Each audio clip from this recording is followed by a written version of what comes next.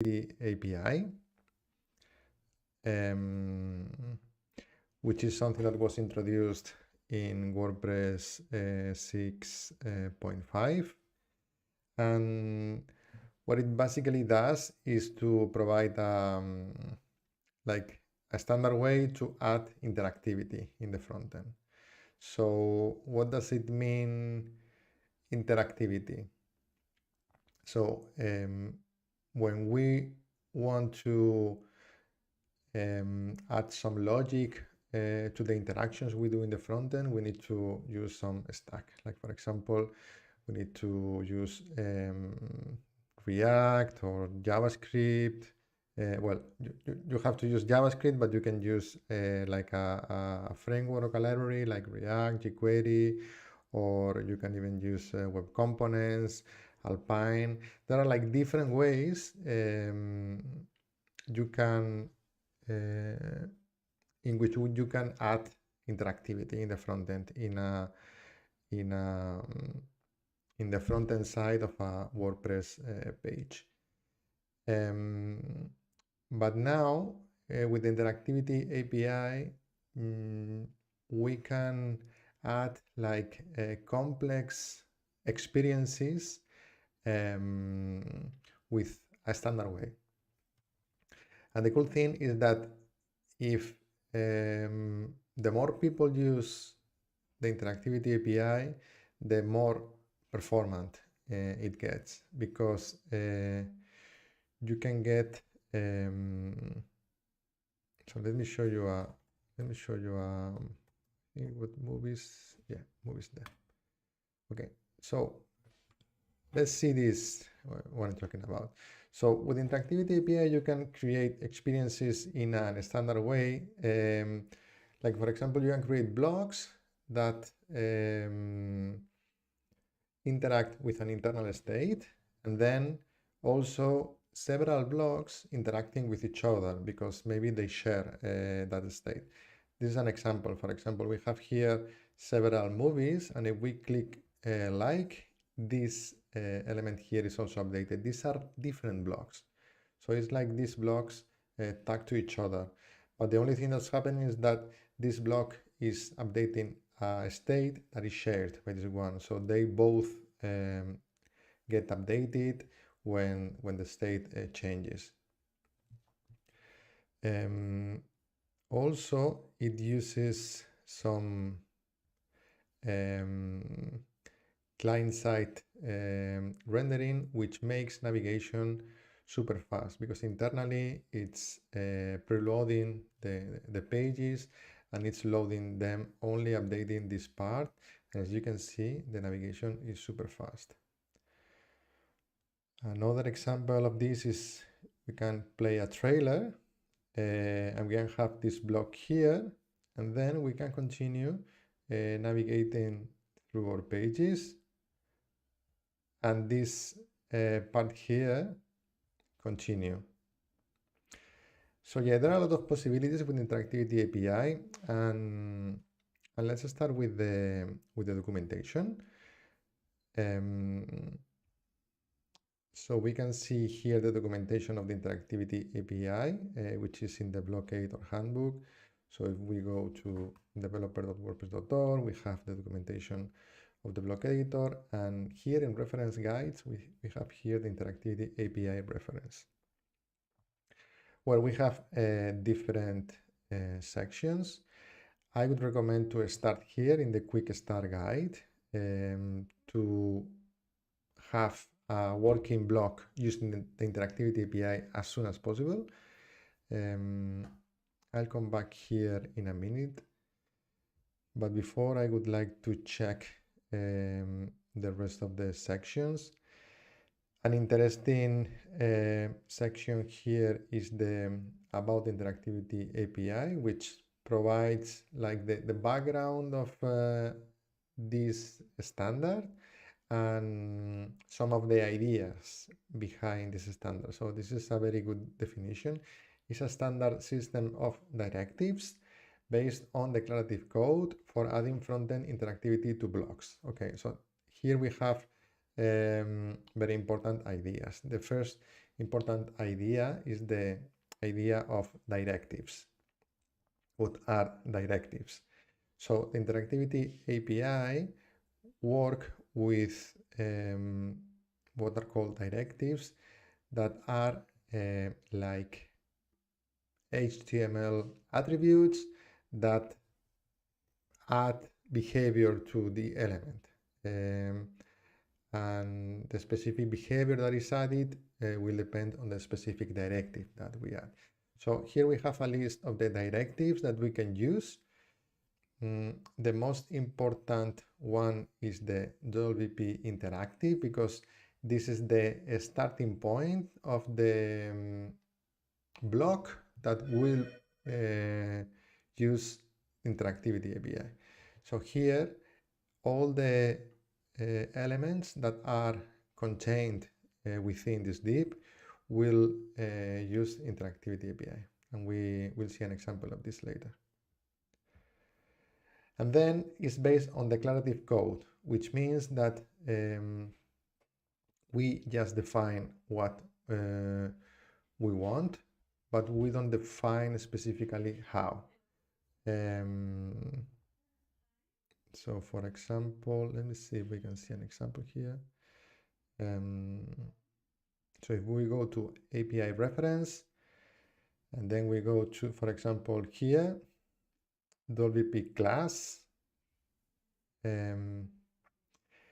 these are the directives, and then here we have the store. The store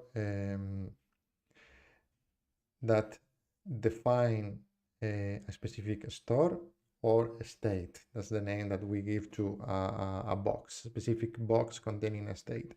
And that box, that store can contain data, but also can contain specific methods that can update that data. So here we have actions and toggle selection. This is a method that we can call from a directive. So we have this definition here, and then we can call this toggle selection here. So checking this example, we are defining like a local context which is data that is only valid in this HTML element. Whenever we do click on this element, we call this toggle selection method, and this toggle selection method is getting the context, which by default is selected false, and then it updates that value. And the cool thing is that this value is automatically updated every time the state is updated.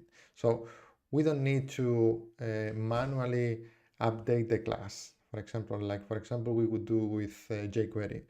This class, the class selected, will be added to the frontend based on the value of context is selected. So if context is selected is false, this class won't be added to the LI, but if it's true, it will be added. So we only need to worry about updating this element of the state. We don't need to worry about adding this class.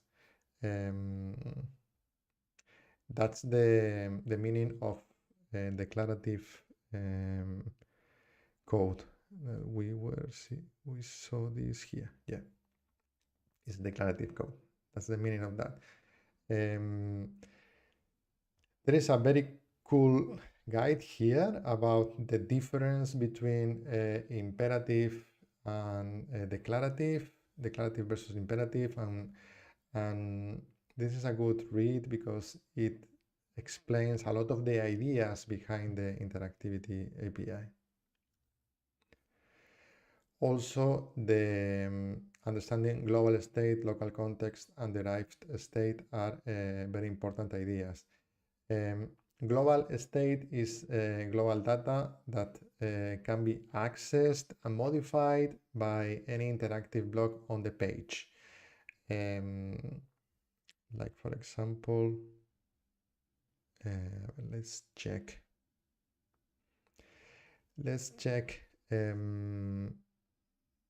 here in the API reference. Okay, we're checking this class. Or for example, here in the context. Yeah, for example, if we have here this directive setting the value of my plugin, this points to the store, and all the elements within this div will have direct access to the values of that store. But then we can also define a local context. The local context is only available in this piece of HTML, and we can also update both the global state and the local state. So here, this is the difference between global state and local context. And then we have derived state, where we can define specific values that are calculated in real time from existing values of the state. I think there is a good example here in the API reference.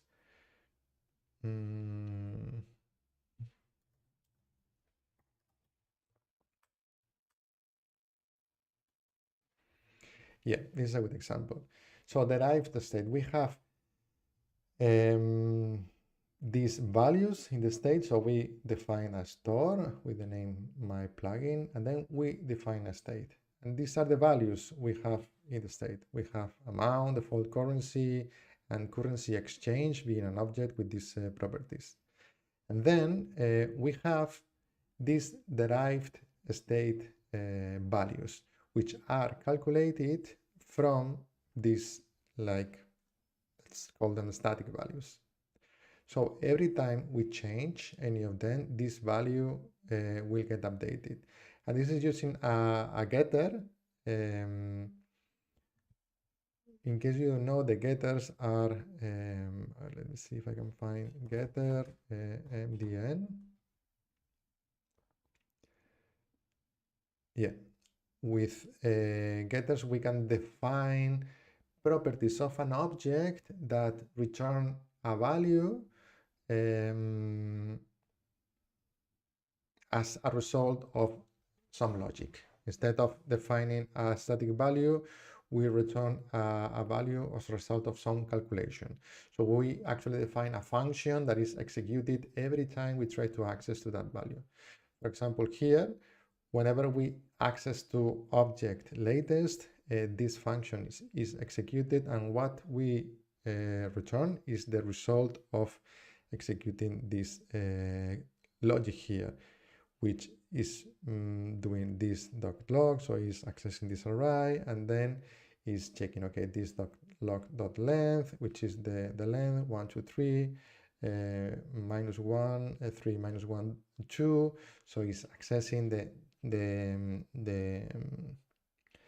the position 2, which is 0, 1, 2. So it's returning the value C.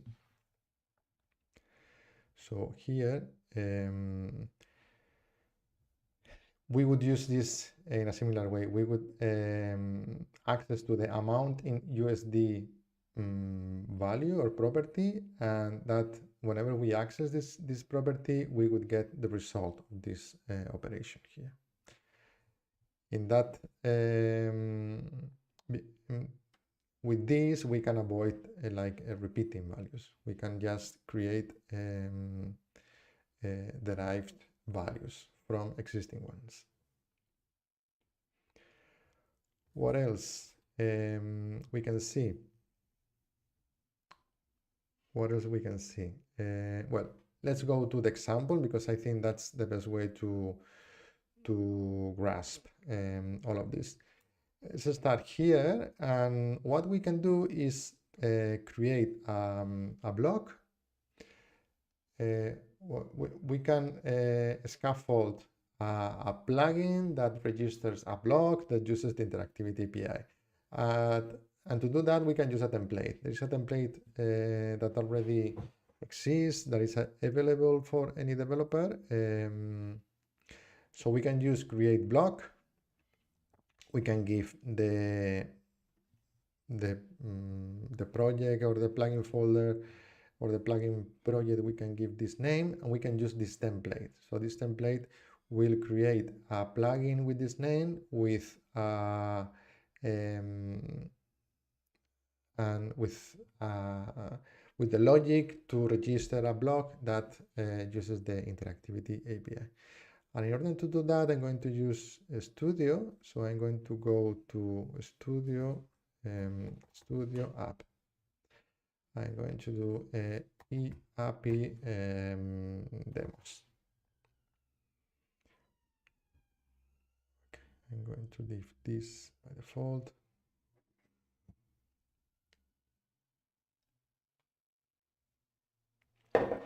Okay, here I have my website. I'm going to the admin.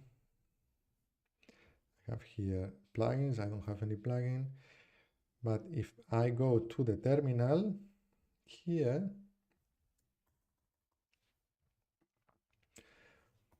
what we can do is go to content plugins, and here we can use this this command. So we can copy this and launch this. Yes, because we are using npx. npx is like a very quick way of using npm package without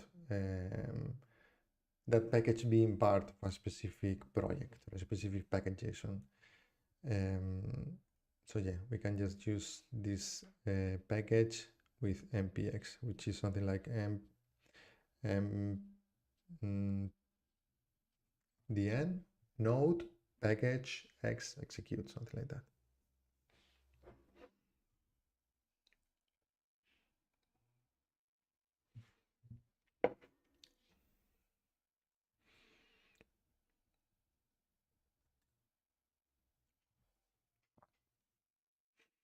Okay, so let's wait a little bit.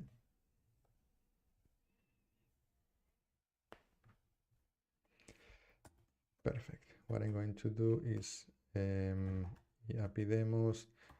I'm going to open this in Cursor, although I don't think we will use the AI in this project, but just in case.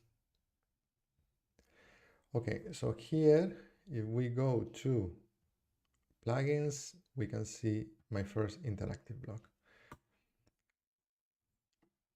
One thing we need to do is to, well, we have already the build, so if we go to our site and we reload, we have this block here. If we activate this block, this plugin, the block will be registered. And if we go here, we can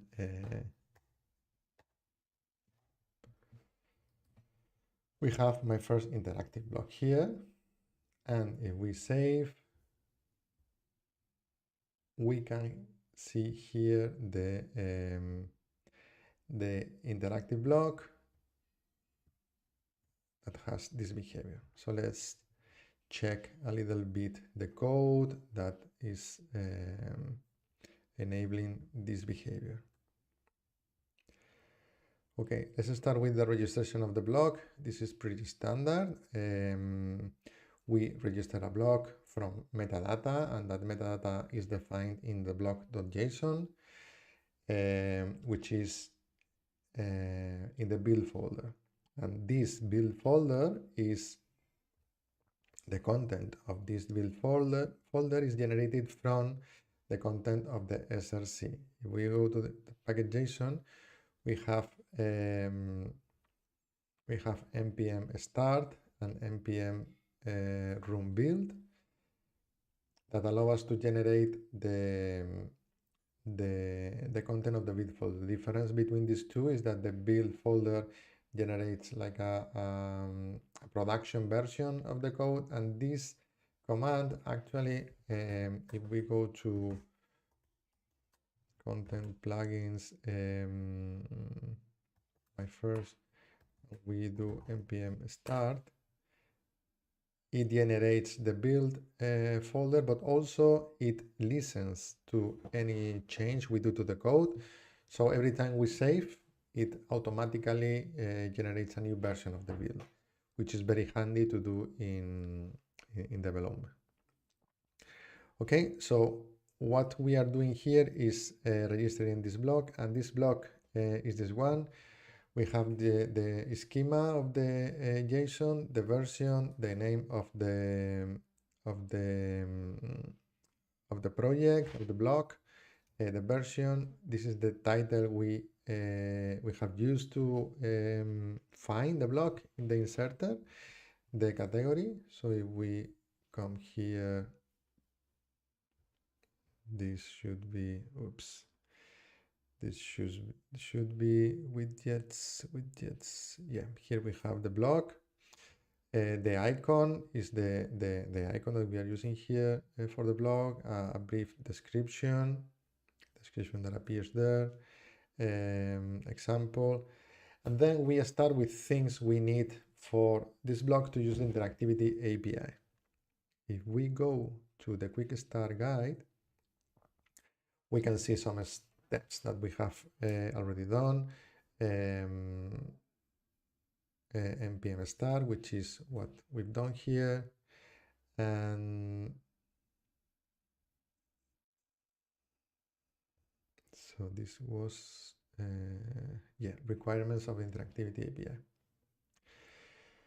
So here we have the package WordPress Interactivity, which is already part of this package JSON, as you can see here.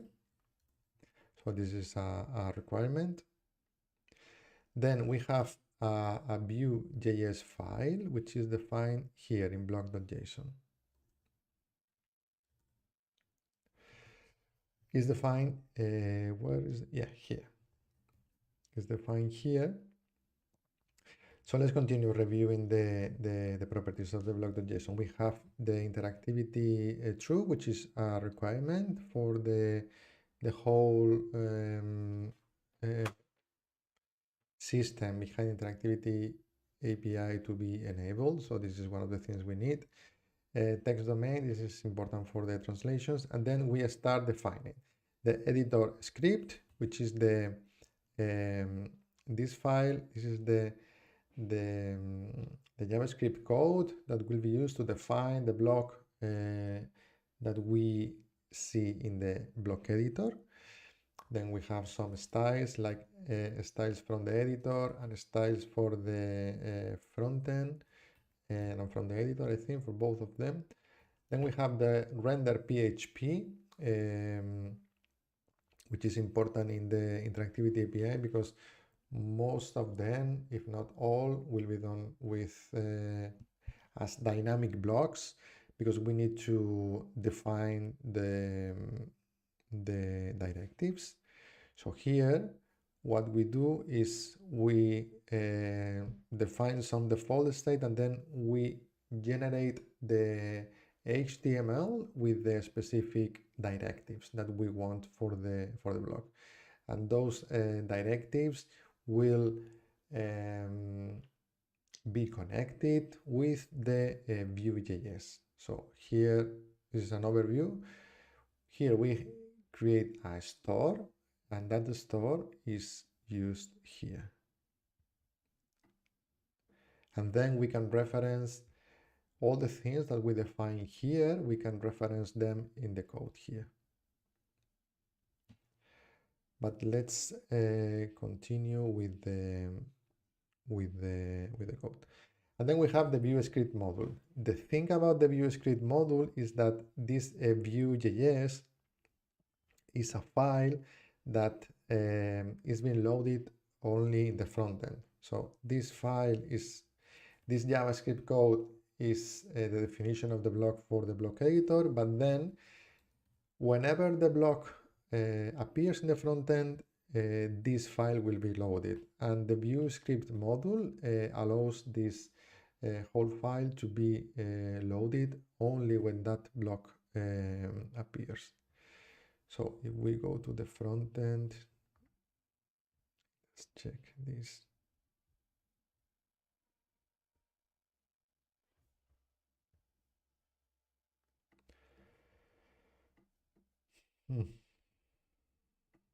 Yeah, so here we have the view.js, and we can see, can we see the, oh, I wanted to, okay, this is the build version of the view.js. So we have here the SRC, and then we have the build version, which is the version that ensures that can be executed by most of the browsers. So here we can use like modern JavaScript, but then we need to ensure somehow that that code can be executed in a majority of browsers, and that's one of the reasons of the build process, and that's why you see here these things. Then we should be able to, we have here a map. So yeah, you can see this here in network, no, in sources.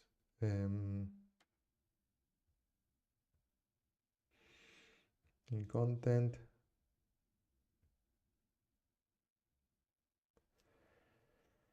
what was this? No. So there is a place where I should be able to access the code in, because it's source map loaded. Okay, show more.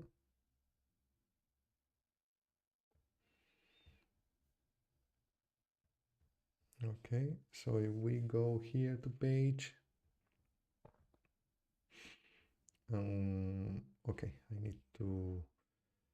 I need to check this. Let me do a very quick test. If we come here and we do console log view.js, view.js, yeah, here it is. So because we have this this map, the browser is able to show us the original source that was used to generate the build version. This is what we want to check. We can also add breakpoints here. So for example, the toggle open, we can add a breakpoint here, and whenever we click toggle, we can stop the execution of the code in this at this specific moment. And here we can check, for example, the context. We can see that the context at this point, well, the thing is that this is a context, this is a proxy object, and I don't remember exactly. So the context should have an is open.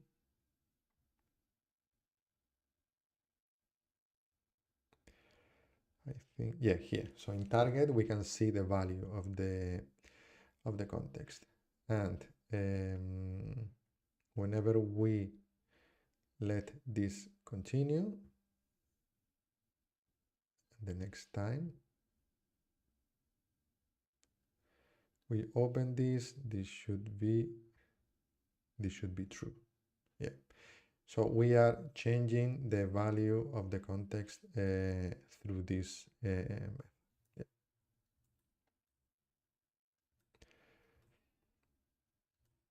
Perfect. Let's continue. I'm going to put this in full size. Okay.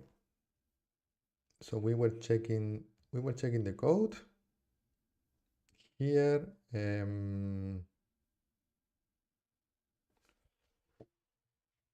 we were checking the code here. So summarizing, we are registering the block. We have this npm start that generates the build version.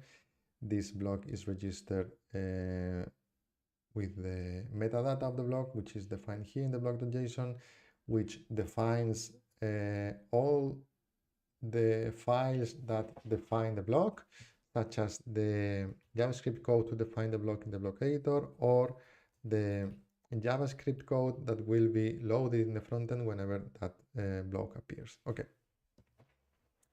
So let's go first with the definition of the block in the block editor, which is or should be pretty standard. We define an edit. So we use the register block type to define the block in the front end, and then we use the edit property to define an edit component. The edit component is the component that will be rendered in the block editor. So this is not this part, but is this part what we are defining. So we come here, and as you can see, this is pretty simple. My first interactive block, hello from the editor. If we reload, okay, we are going to get a deprecated. No. So this is the block. This is the React component that is rendered in the block editor as a representation of the block in the block editor. Going to, okay.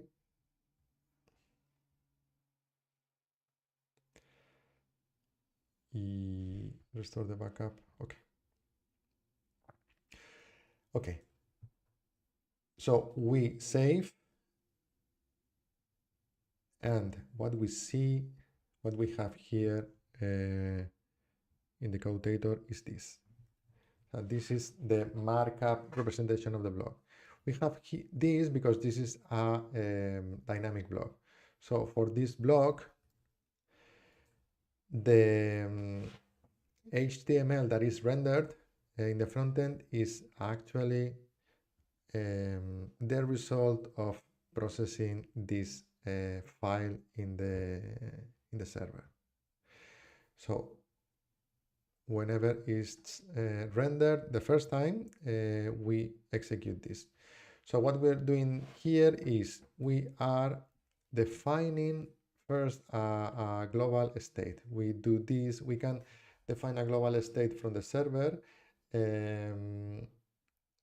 which is a good practice, because whenever we use any of those values from the JavaScript, those values are already defined. If we define those values in the client, I think we can have some, how do you say, some glip, some gap, some blip, I think is the expression. So here we define a specific like a default state, and then we start with our markup, which will have some behavior, and that behavior is defined through specific directives, and those directives will interact with the view.js file. Okay, so if we go here, we have the get block wrapper attributes to get all the okay, if we go to the front end, let's go to the front end.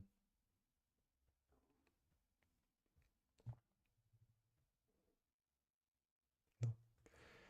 What I wanted to do is inspect.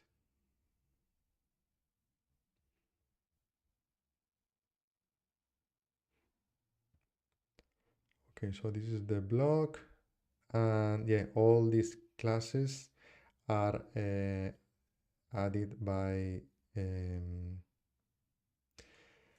this function here.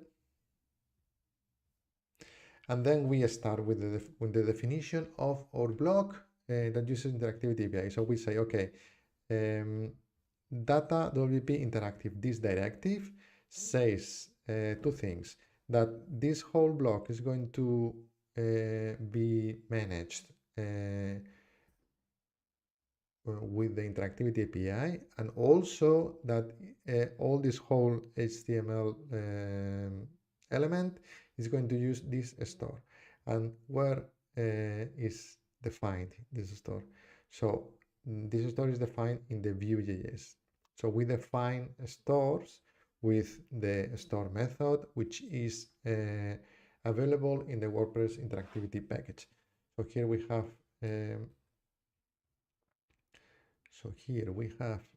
this, oops.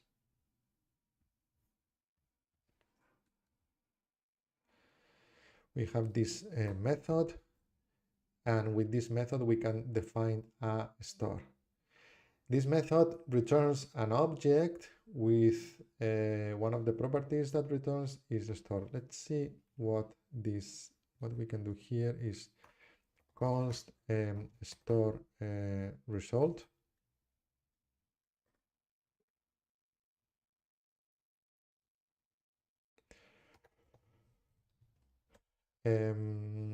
Or my store, and what we are going to do is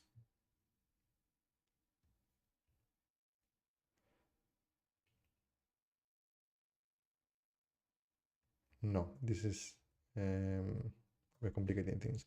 Well, what's happening here is that we are returning the state, but then this state can be accessed automatically here. So it's a bit tricky, but at the same time it's super elegant, because we return this variable, which is a constant, but because it's an object, we can actually interact with the properties that are inside this object. So we create the store that returns a state, and then we can actually interact with this state. So here we have let me see this, the render, yeah.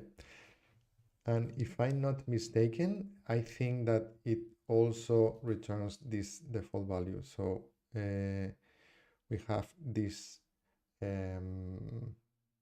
yeah, I think, okay, let me see if I'm in right. What I think this does is, okay, it creates this state, and then this state is passed to the frontend via a JSON object that I think it's in the header. So let's check create block. If we look for create block here, we have the style, we have 5. We have style, well, maybe it's dark, or dark, it's dark text, I think it's better. Yeah, so exactly, this is the default state, and then this store, what we're getting is the default state, which we can interact with and we can update, for example, by defining derived state, but also by defining actions and callbacks. So for example, based on the default state, we can define a specific derived state, which is calculated from the isDark value. So if this is true, we will return dark text, which is also defined in the state, as we can see here, dark text, and then we have light text. Okay, so we were checking this, and this is the default store that is using both this state, but also all the actions and callbacks and derived state that are defined here. So then we define a specific context here, which is an object with a property is open with a value false by default. So here we can interact with both the context and the state. If we want to interact with the state, we just do state dot whatever. But if we want to interact with the context, we need to use the getContext method, which is defined here. And this getContext method will get the specific context of the piece of HTML that triggered this method. So we can reuse these methods, these actions, but the context could be different depending on the specific element that triggered this method. So we have this context, and then we have two more directives.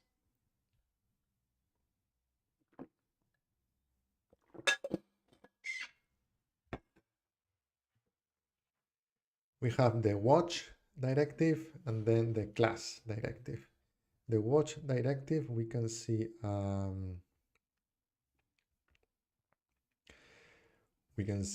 if we go to API reference,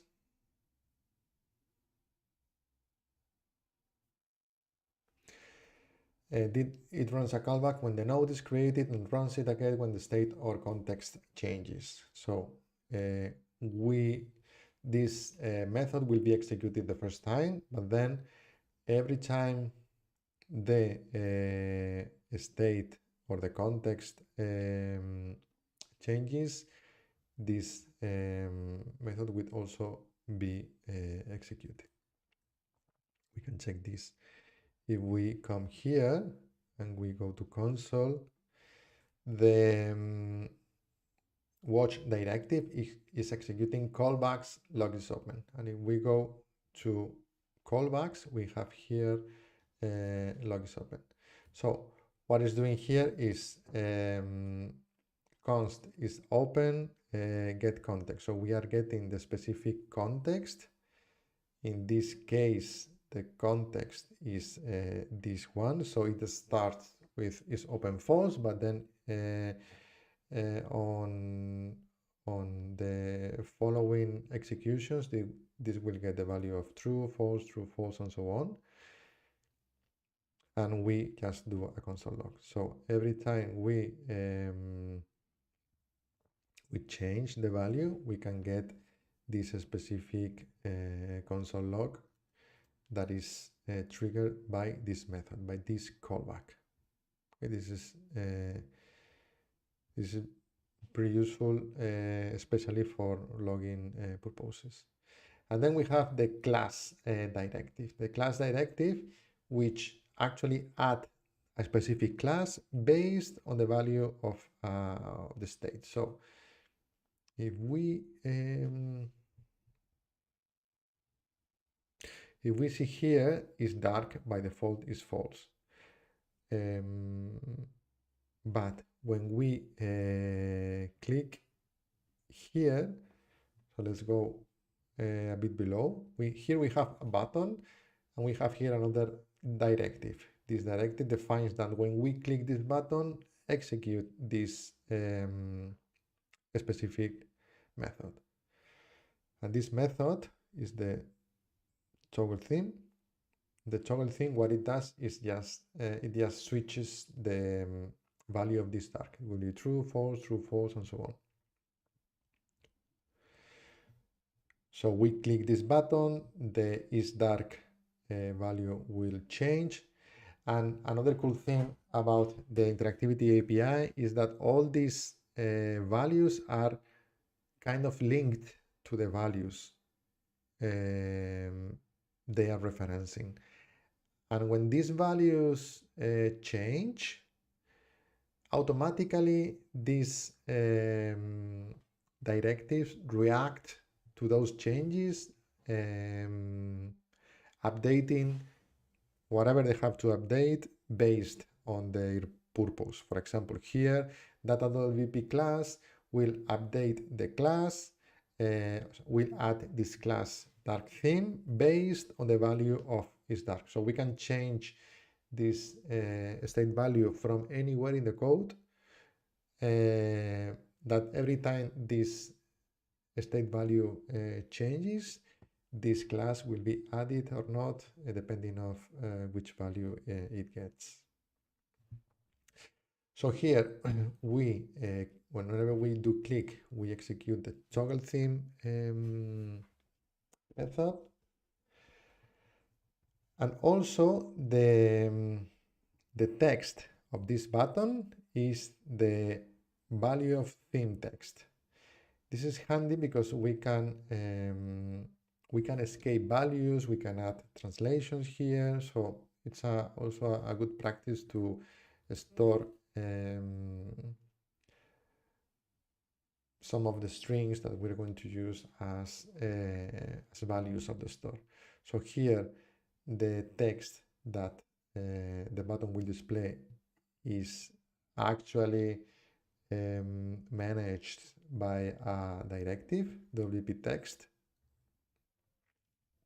This is toggle. No, this is switch to dark, sorry. Switch to dark, switch to light. Because switch to dark, switch to light. State theme text. This is switch to dark. Toggle theme. So when we do toggle theme, okay, theme text. Theme text, yeah, that's right. So whenever we click this button, we execute toggle theme, which is here. Toggle theme. Toggle theme. What it does is it's going to update the isDark value.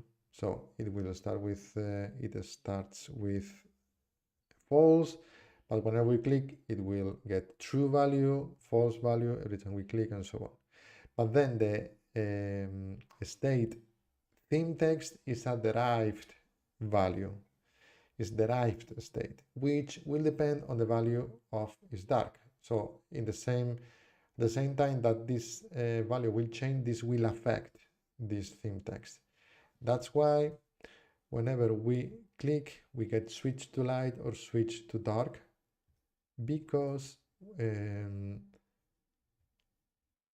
this directive is referencing a derived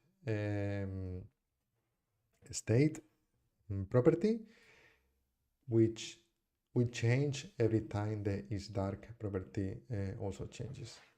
So I think that we can start seeing now all the connections, because we change the isDark, then the theme text that is a derived state also changes as a result of this method. But also here, this class will be added because this is referencing isDark, and this is the class that adds this style. So if we come here, we can see, let me see.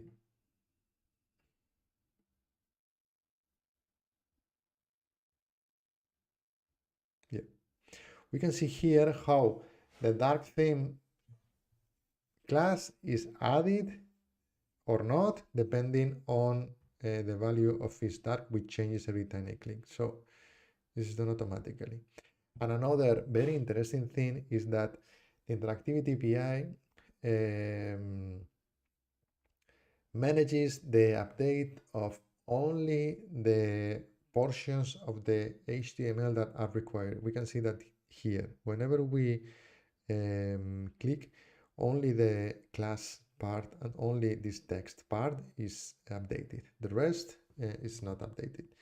So you can see different with the default WordPress behavior, which is managed by PHP, and sometimes whenever we click a button, the whole page is reloaded. Okay, so with the Interactivity API, we can craft better interactive experiences, which are performant and use a declarative mode, which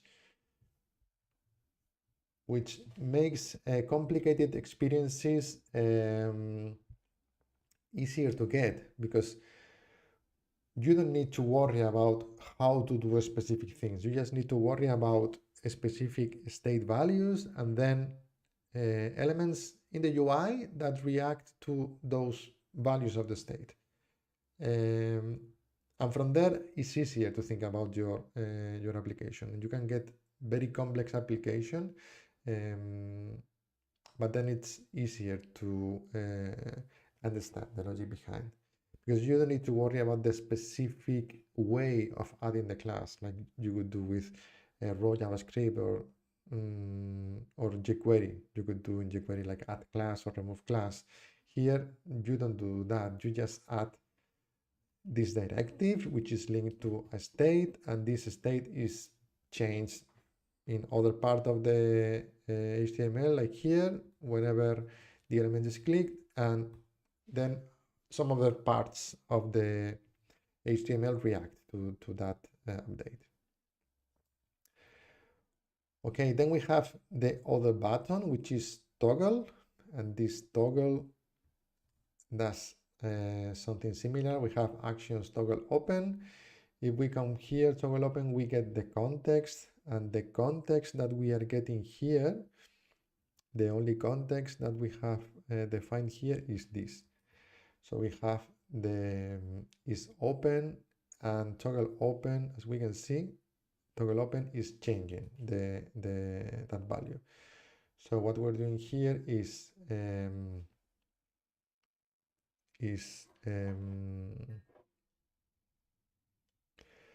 changing the value. By default is false, and whenever we click the button, this will get true.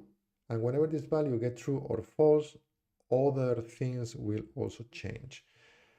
For example, here we can bind a specific area attribute that will appear only when this value is true. So we can access the context with context.isOpen,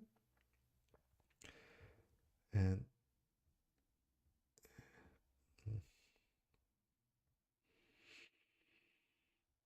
so we click here.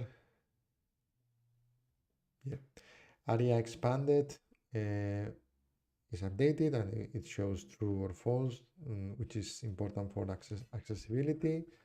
And then the area controls, which are this one. Okay, this is to ensure that we add unique values. So if I add another one here,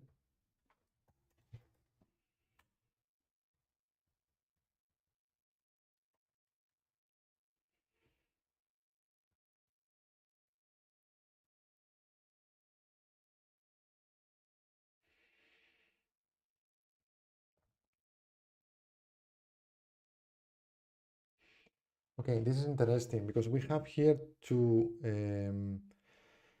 blocks, and here we can see the difference between context and global state, because whenever we toggle theme, what we are changing is changing the global state, and that affects all the elements that use the global state. Here we are using a state, and that state is shared by different blocks, like in this case.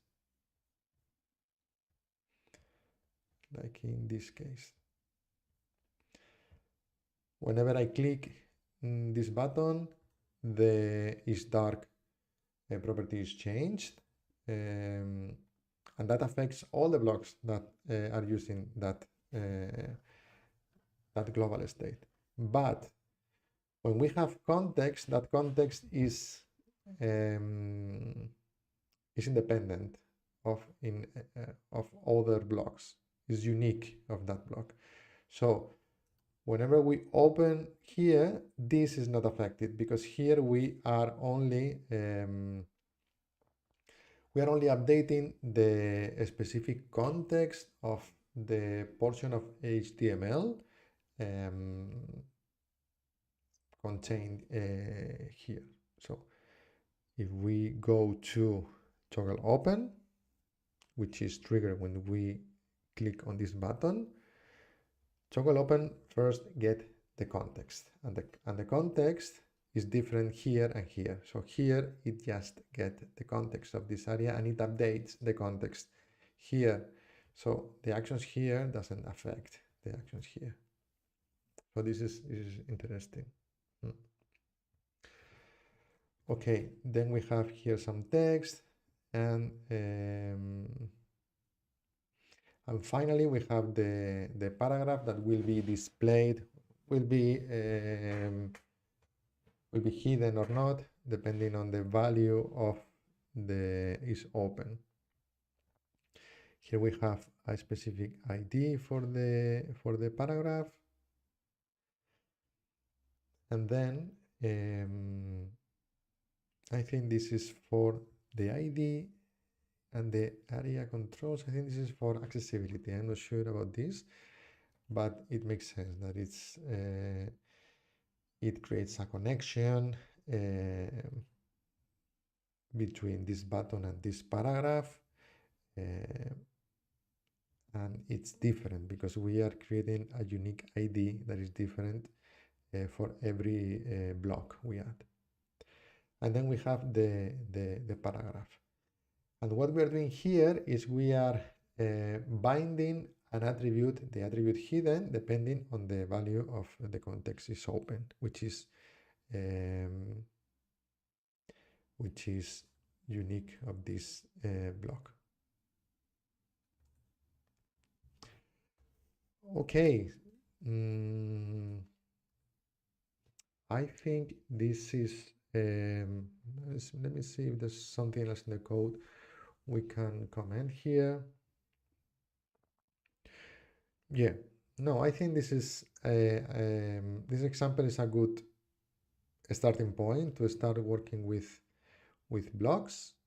There are more examples that are available here in this repository. So if we go to block development examples, there is an application here, and here we can filter by Interactivity API. And here we have several blocks. This Interactivity API block is the one we just saw. So if we come here and we see the demo via playground, we can see that this is the same example. Actually, it's an old one because the latest one is the one that we just saw with the theme and so on. But yeah, this was a previous version of the template example. So we have that, but then we have some other examples. For example, Interactivity API countdown.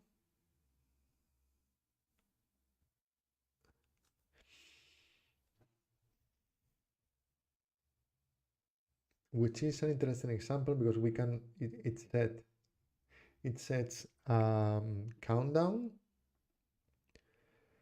and that affects to the different contexts of each block.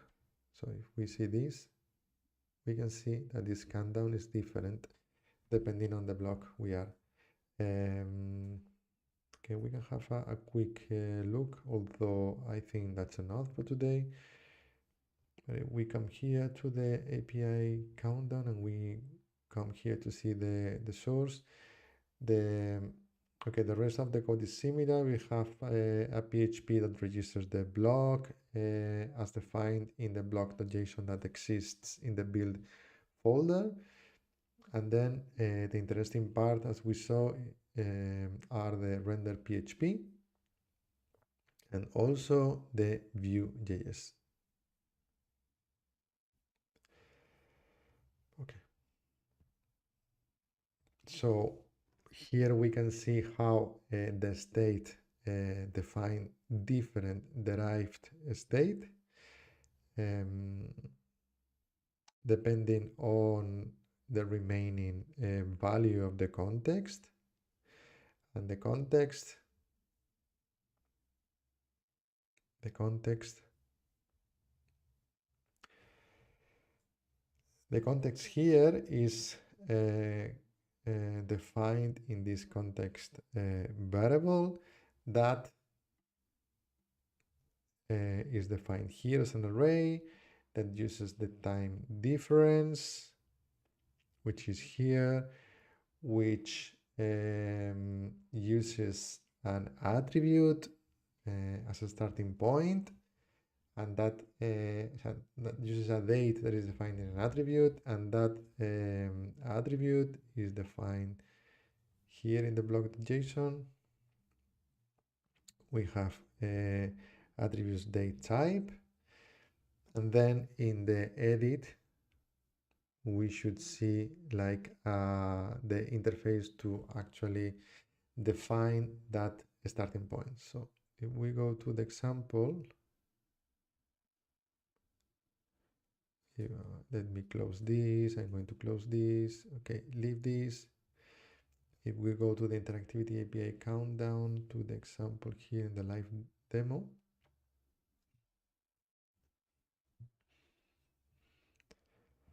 okay, if we click here,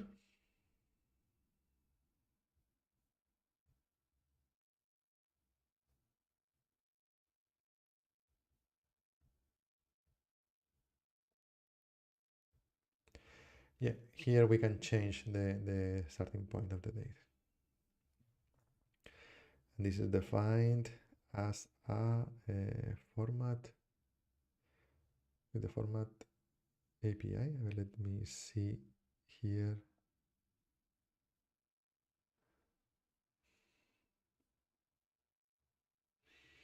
Yeah, block controls. Block, and we have a toolbar drop down, and then the date time picker, which is what we're getting here. And here we can change the starting point. Here is 2024, August 29. So what we can do here is maybe setting, okay, today is Friday, January 24.